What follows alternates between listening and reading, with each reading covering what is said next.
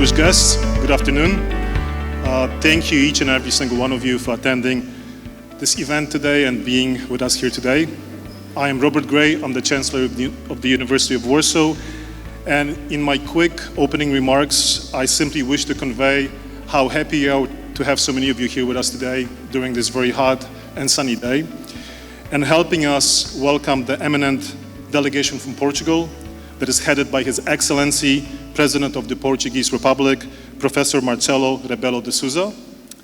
For the benefit of our guests, I will share with you that we are in the historic Kolumnowej Hall that was formerly the museum, the first public museum in Poland, and we were just discussing with the minister about history of Chopin. Frederick Chopin used to love walking in this Kolumnowej Hall in his free time.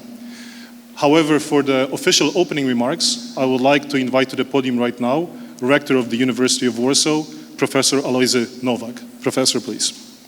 Rector.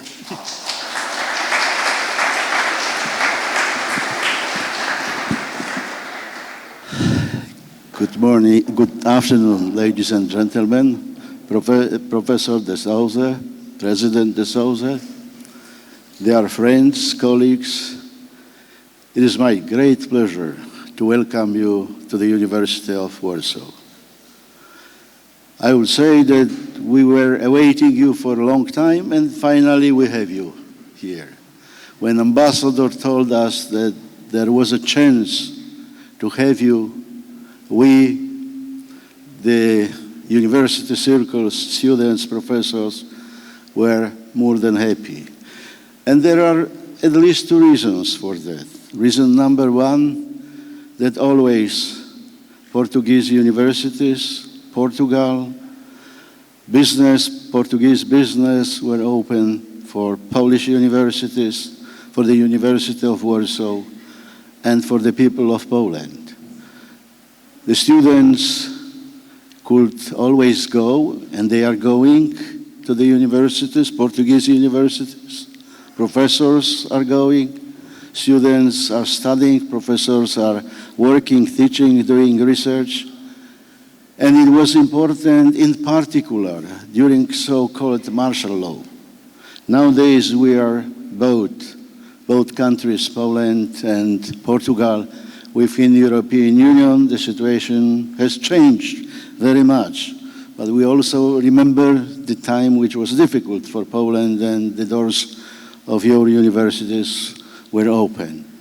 So it's a good time just now to say thank you for everything what Portugal, what Portuguese taxpayers were doing for us, helping, etc.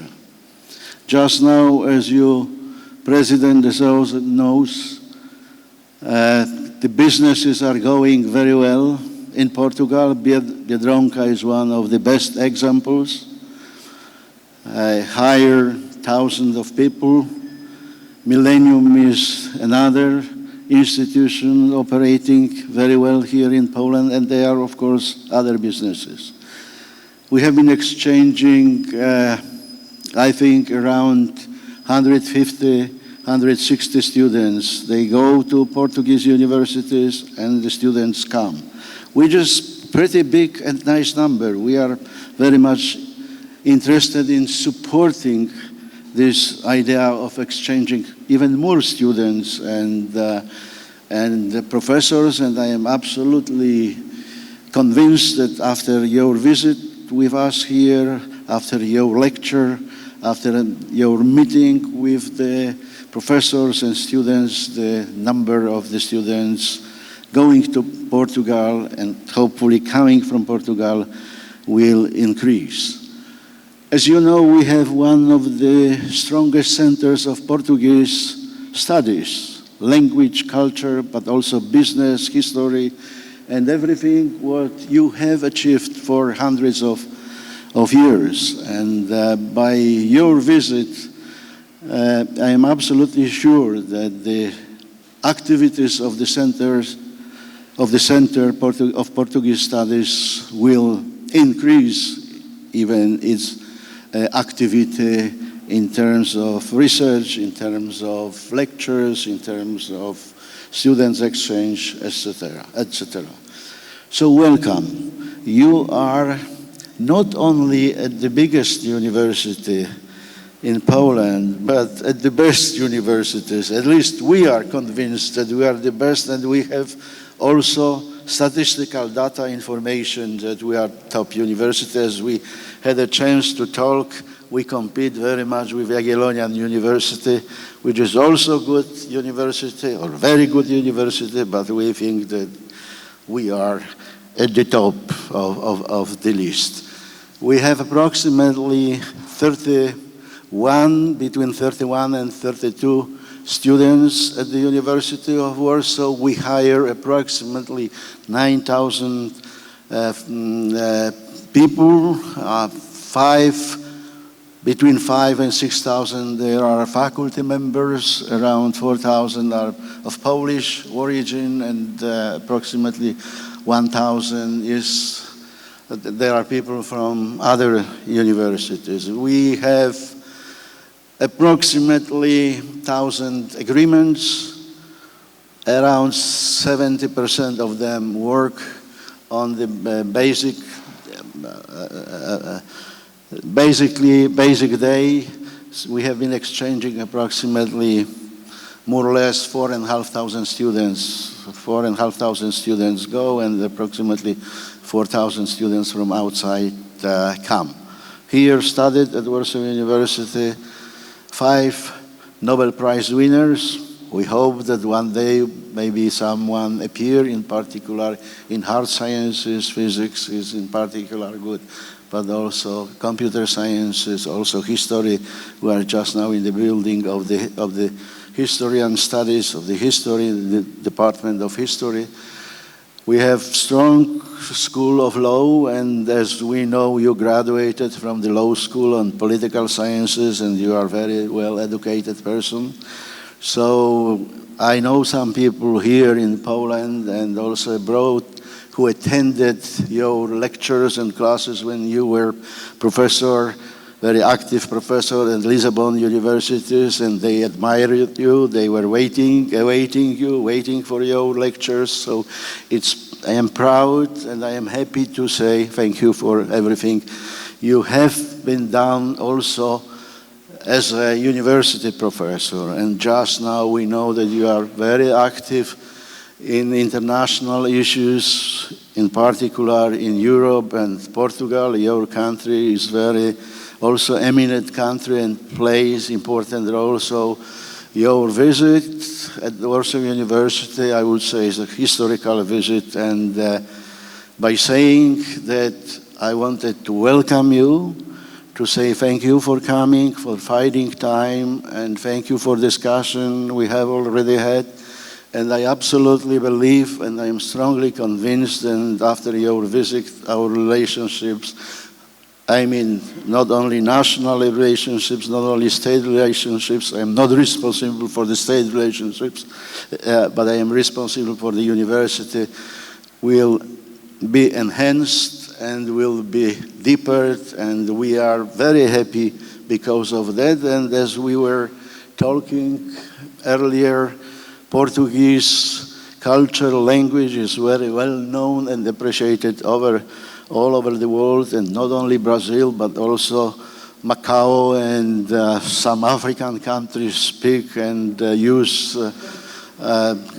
both culture, tradition, and language. So Poland and University of Warsaw is also looking for different places of cooperation. So having such partner like Portuguese universities, it's something special.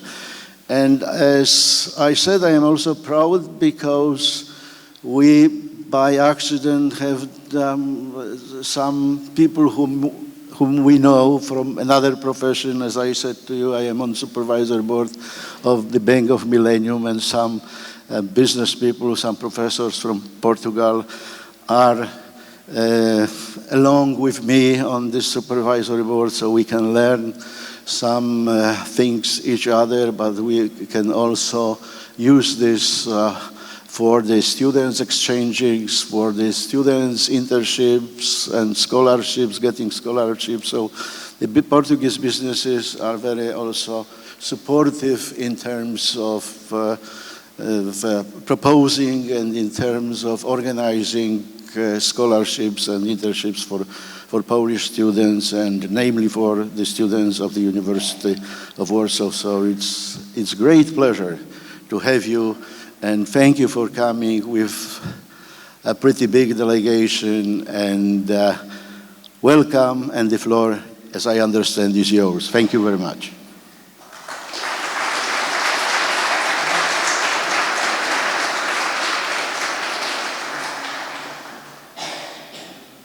Dear Rector, dear Chancellor, dear colleagues, professors, colleagues, students, colleagues, everyone working in university, well, I feel at home. That's my home. I was born having one dream in my life, to become professor, university professor, law professor. I've achieved it. It took long. It's a long career in Portugal. And I feel very, very honored and happy for being here. Sometimes we are honored but not happy, or happy but not honored. This time, I feel happy and honored because this is really a very, very prestigious university in a great country. In a country with which we have a brotherhood, European, NATO, universal brotherhood. All over the world, our diasporas are some of the most important diasporas in the world. And many, many times, very, very often, they work together, they fight together, and they live together the same challenges, either in Americas, in Asia, in Africa, in the Pacific, everywhere, and of course in Europe as well. We have, for instance, a huge community in the United Kingdom. Now we have also a young, very qualified community of scholars in the United Kingdom, United States, in Canada, and so on, so on, so on. So thank you for your invitation. And I'm really so happy, so happy. Because, you know, being president, it's a way of not forgetting. I never forget my life. What I'm really is a university professor for 51 years. But even more, when I speak of my times of student, but being involved in politics, your chancellor knows it. As Secretary of State he was, takes time.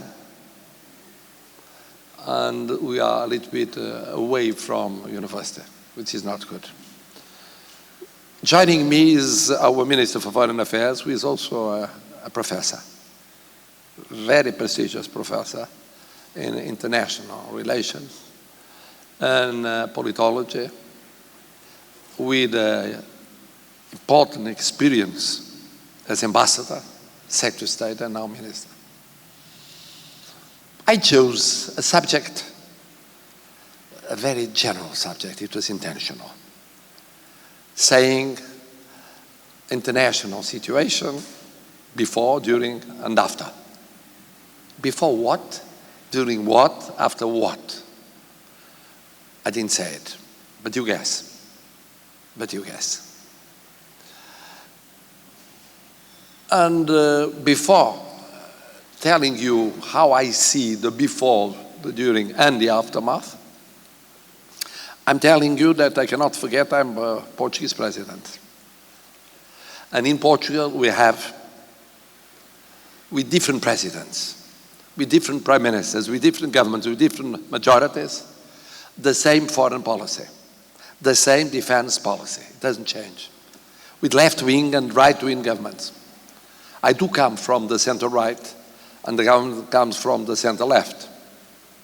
And for 6 years, supported by a little bit more radical, not to say more, left. And we cohabitated. And no debate about our foreign policy, our defense policy. So, we belong to Europe. Portugal was born in Europe. And we really feel that brotherhood inside the European Union. Then we have the so-called Portuguese-speaking countries forming a community, spread all over the world, in every continent, nearby every ocean. It's Brazil in the Americas, it's Eastern Timor in Pacific, Asia Pacific, it's Macau in Asia.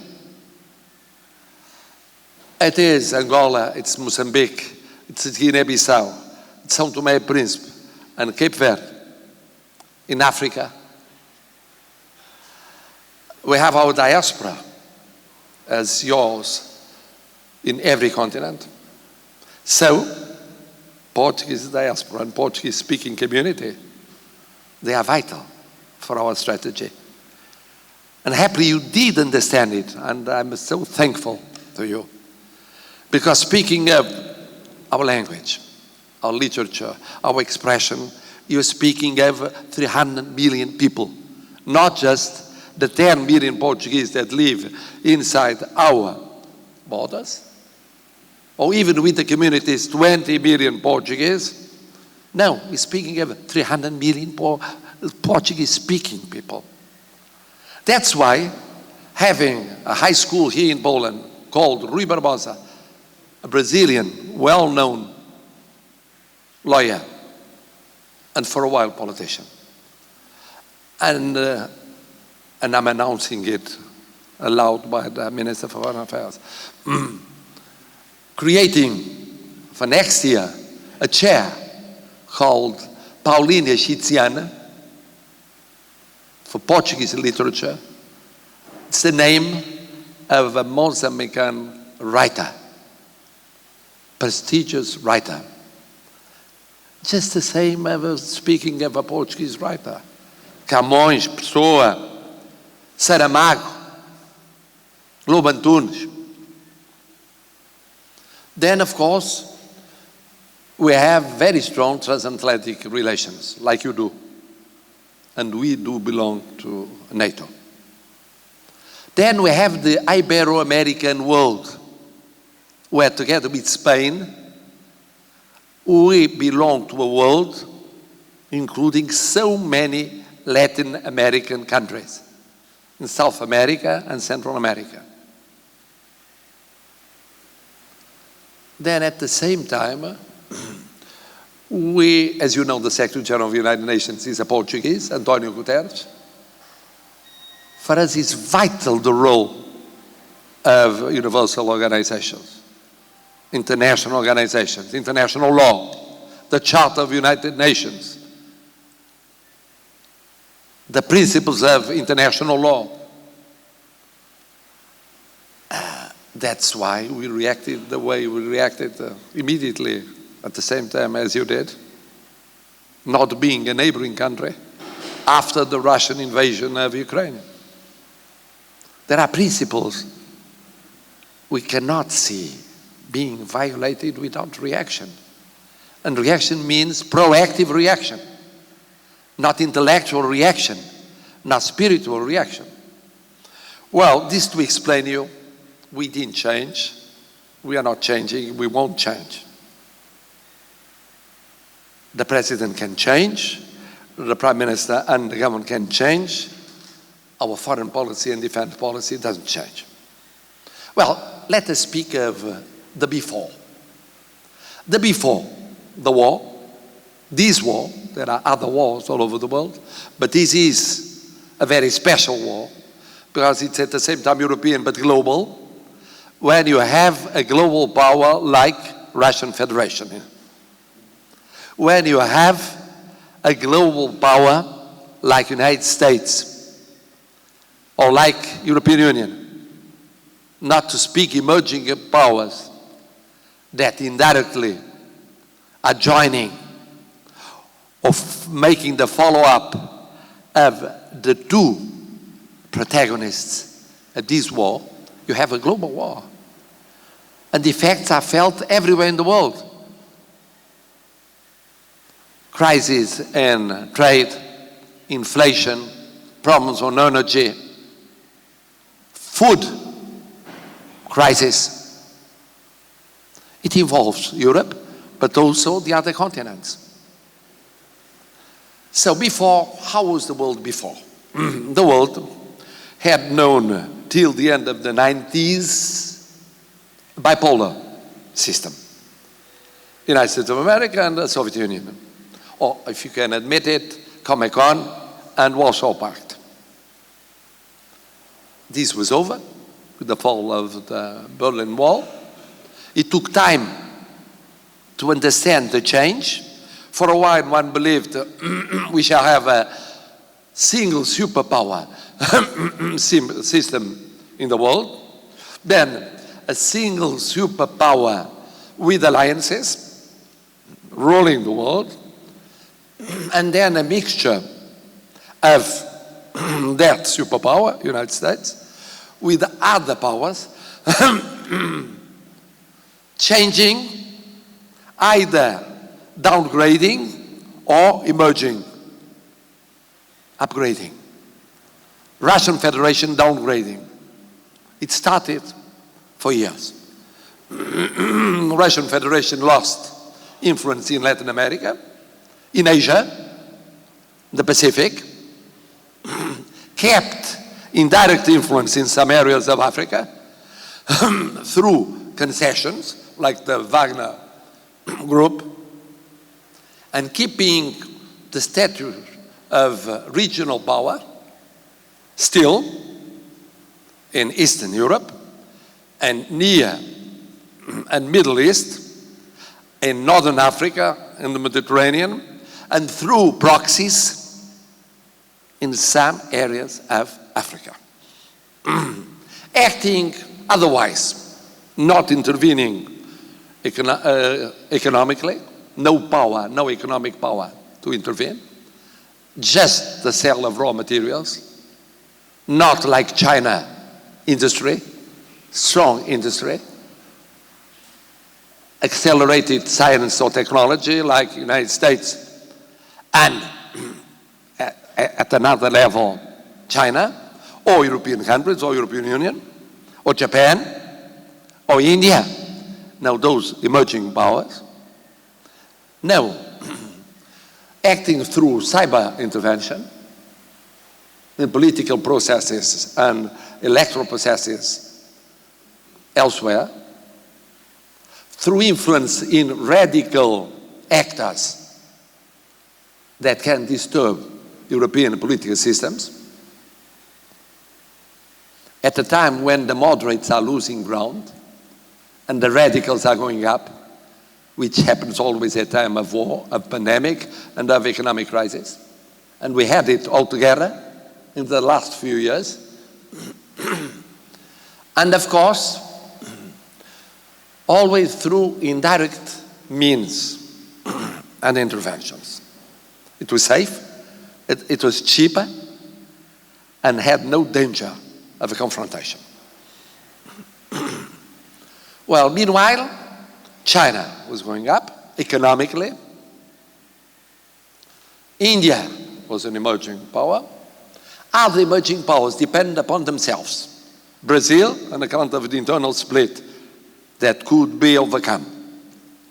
South Africa, having internal problems that disturb the position of emerging power in Africa. Other African emerging powers, Nigeria with internal problems. Well, some regional powers, case of Angola, Portuguese-speaking country, and a few others with very specific positions. Egypt, for instance, very close to another continent.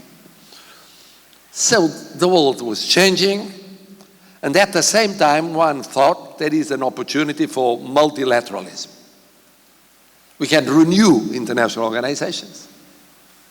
We can, in a way, keep, and our foreign policy kept always some ground of dialogue in peace with every continent and country. And one believed, at the beginning of the century, this could be a way of having the transition from the old bipolar world to a new multipolar world with multilateralism, where European Union, would play, for sure, a very important role. That was before.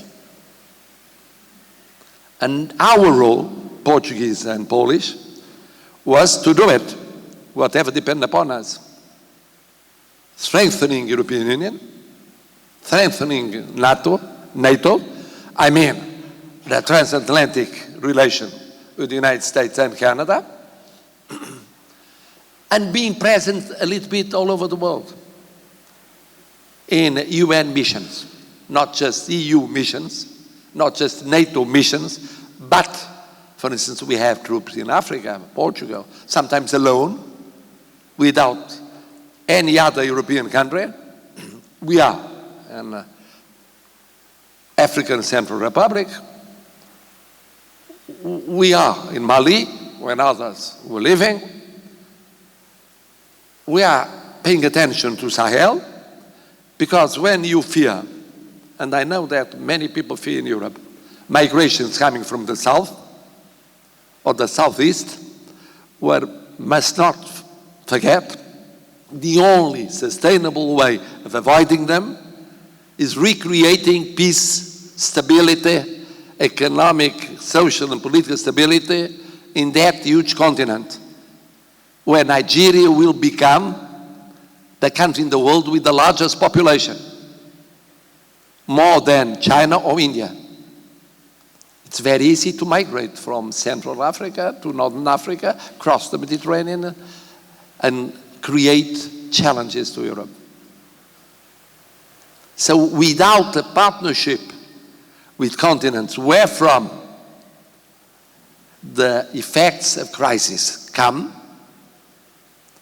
we don't really give the vital step to solve problems ahead. Well, then there was the war. The war was a Russian mistake. Why do people make mistakes? We all make mistakes. Some people say, well, we do make mistakes because it's our nature. I mean, in a sense, we want so much to do something that at the point we miscalculate what we're doing or about to do.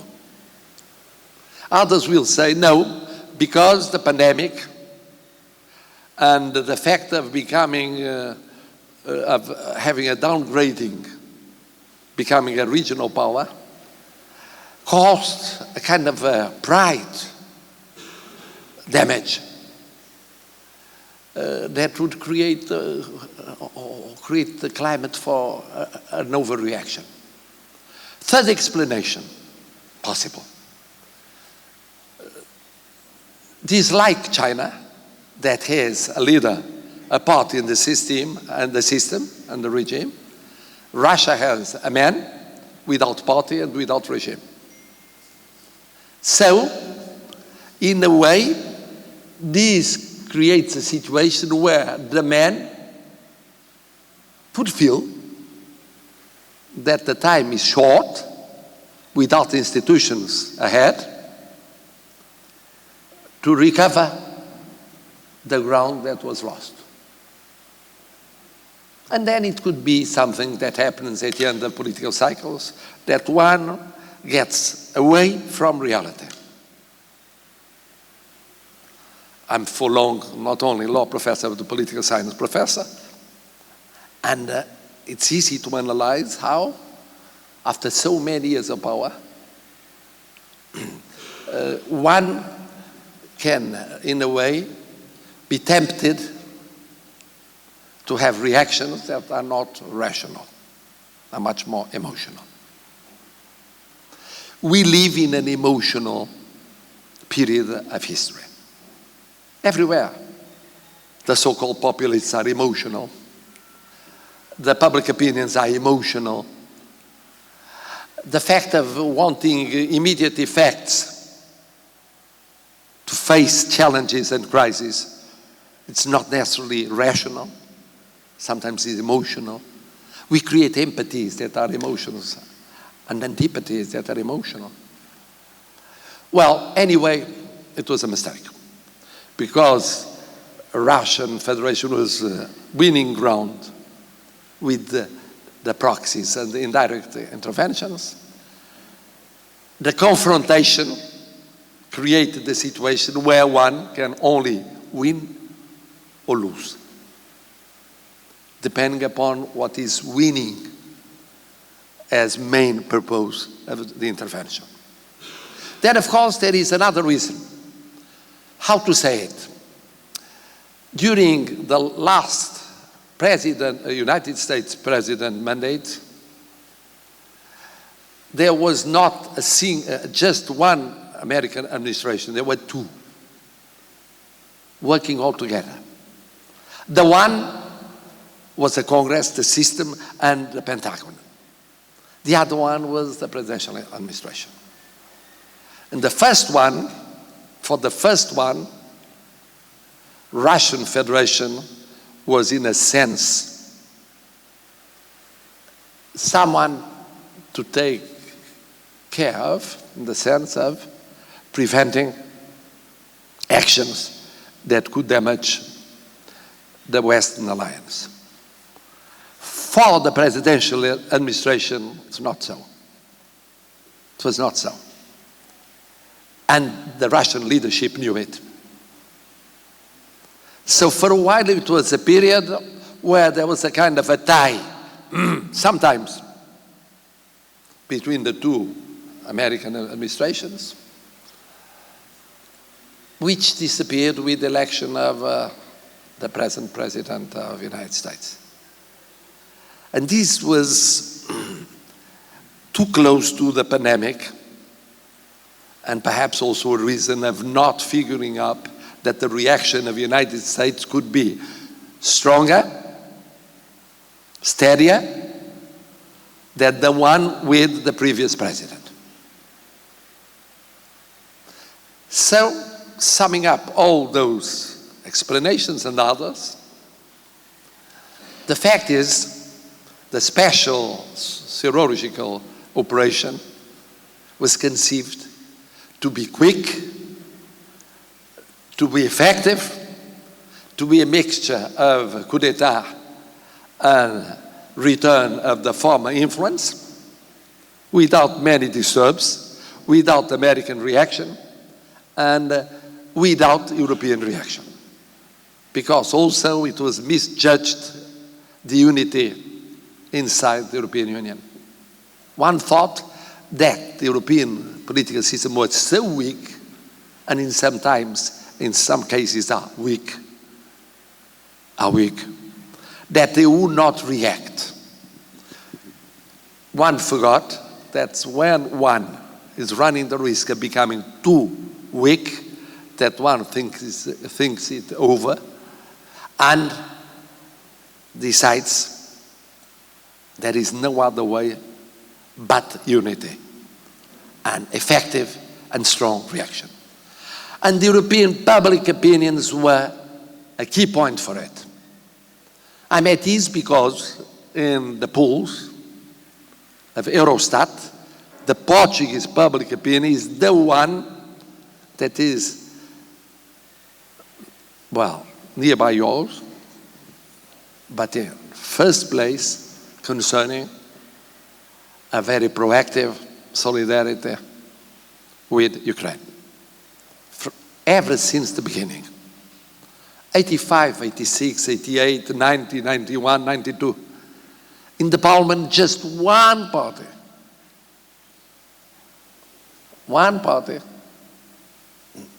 didn't vote for it. Even all the other radical left-wing, right-wing parties and moderate parties, they all agreed. But the public opinion, which is more important, forced, in a sense, the politicians to act more quickly.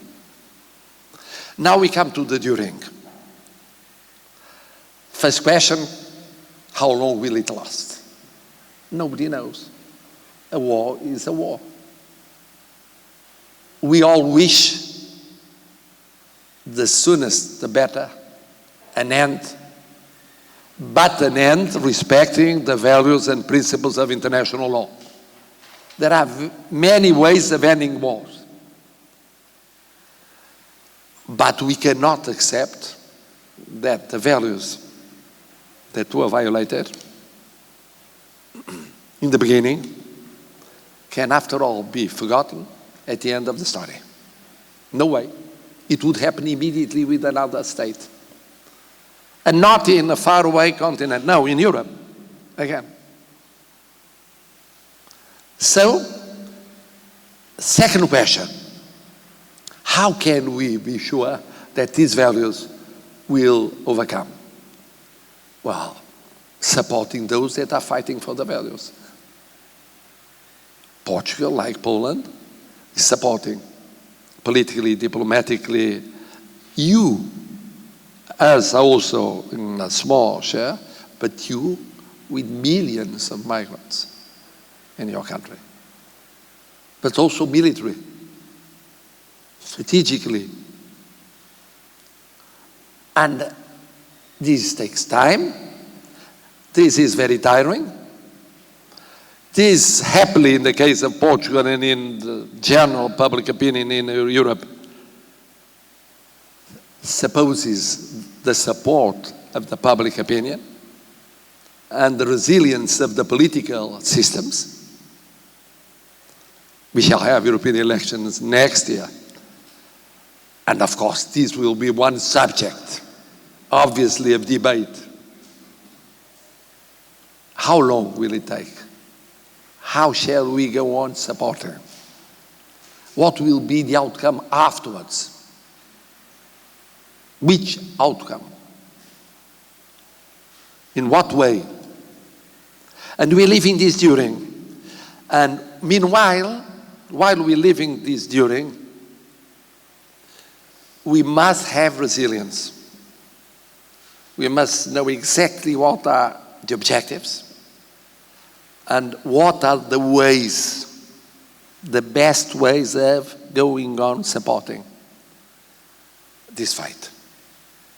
In the case of Portugal, it's easier. Because, as I told you, we are a very stable country, a very peaceful country, a very safe country, and of course we have pluralism and people do dispute and disagree. But as I told you, the single fact of having a cohabitation of a center-right president with the left government, before left government, global left, now center-left, with majority in the parliament, makes it easier. And our sweet way of being, and our experience of almost 900 years of history. When we were born, Spain didn't exist. France didn't exist. Germany didn't exist. Italy didn't exist. United States, of course not.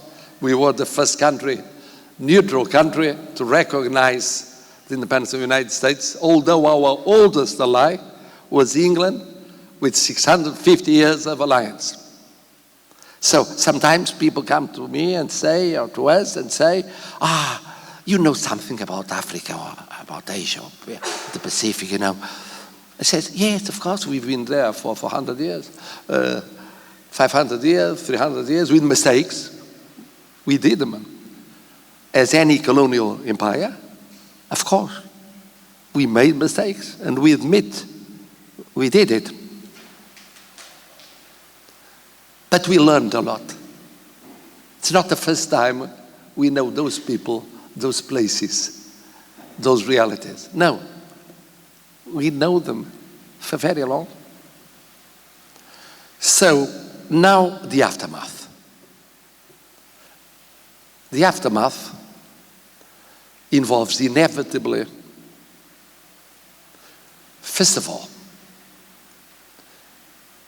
the ongoing restructuring of NATO. It has started. It was another NATO before. It will be another NATO afterwards. Larger, with different structures and power of intervention and prevention. But also European enlargement. And there we come to a very sensitive subject. In a sense, it will be very difficult not to take into account the Western Balkans and just think, which is of course more urgent, of Ukraine or Moldova, Georgia. No, we cannot forget that region that was the cause of so many crises and wars in the past and in the present. But it's another European Union, it is. It will be larger, prepared, with different levels of intervention, where people will be free to belong to a certain circle of solidarity, but not all of it, except one part of the present European Union, but not necessarily joining all the reinforced cooperations. Not the euro, inevitably. Not the migrations policy. Not perhaps some part of the financial preconditions for the euro. This takes some time to build, but it must be prepared. We cannot disappoint anyone. Neither those that want to come in, nor those that are inside that cannot be disappointed. But this will happen. How long will it take?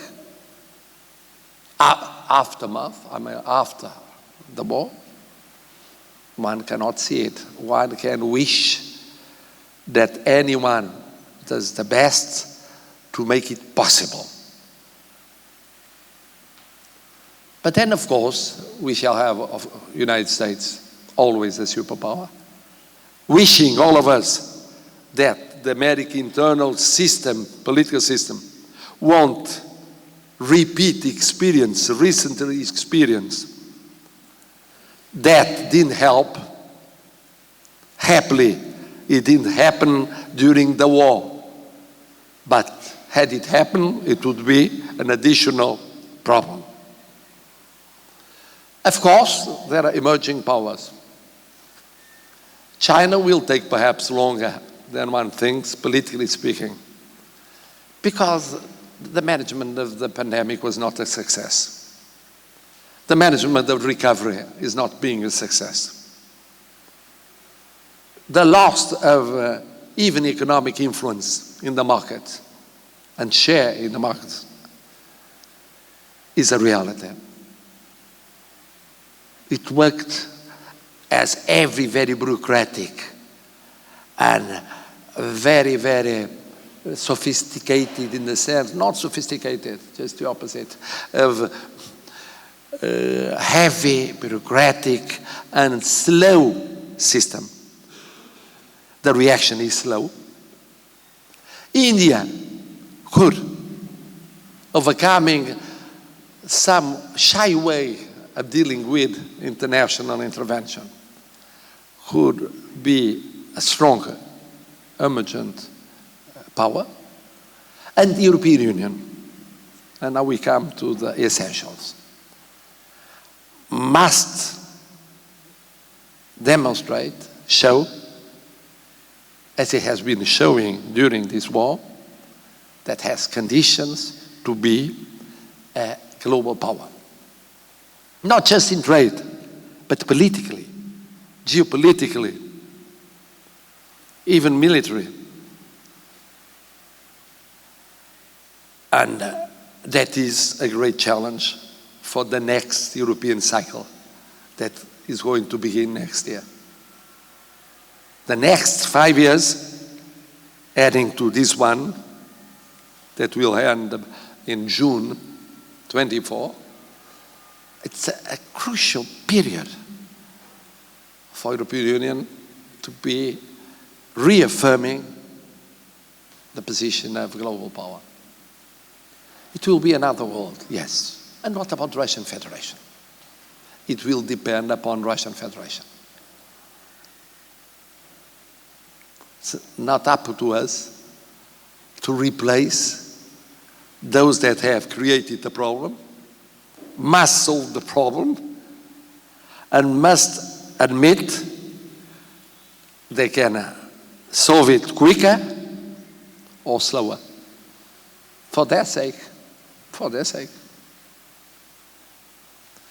So, at the same time, I feel you youngster must admit it, it's a unique experience. Because for very long we lived in the same international world. Is it a difference in balance of powers? Of course. Is it a new international order? Not necessarily. It will take time. It will require the change in international organizations. It will require the settlement of the reality. But it's challenging for you. Had I your age, I'm about to be 75. It's true, swimming every day in the sea, very cold temperatures. But that's another kind of youth. Does give me the years I would need to join you in your long, long life. But in your case, it's a unique experience. Had you been born after the Second World War, you would have faced the drama of rebuilding Europe. Had you been born later on, you had the drama of thinking, when will this bipolar world be over? Being forced to belong to one of the poles. And I'm tired of it. And building democracy and freedom, it is the best thing in the world. Most of it, if joined with equality and social justice. Had you been born in the fall of the Berlin Wall, I mean, 30-something years ago, it will be more interesting, much more interesting. But then you had to wait 10 years to understand what was happening. This time, you are in your 20s. And I never forget, I lived a revolution in my 20s. Wow, it's a wonderful experience. It's the ideal age to live a revolution. A peaceful, a revolution for freedom, for liberty, for social change. Well, you are feeling you're going to build a new world. I was member of the constituency, voting the new constitution, the first democratic constitution in Portugal. Wow. What an experience, in the middle of a revolution. Outside there was revolution in the streets. Inside we were debating the articles. Shall we vote this or that? And then, as any revolution, we were winning and then losing and then winning again and then losing and finally winning at the age of 20. So, in a sense, this international situation is difficult, is challenging, but in your age, it's quite an unforgettable challenge. So live up to your responsibilities, to your dreams, and don't miss one opportunity. Live every day as if it was the last day of your life. Thank you.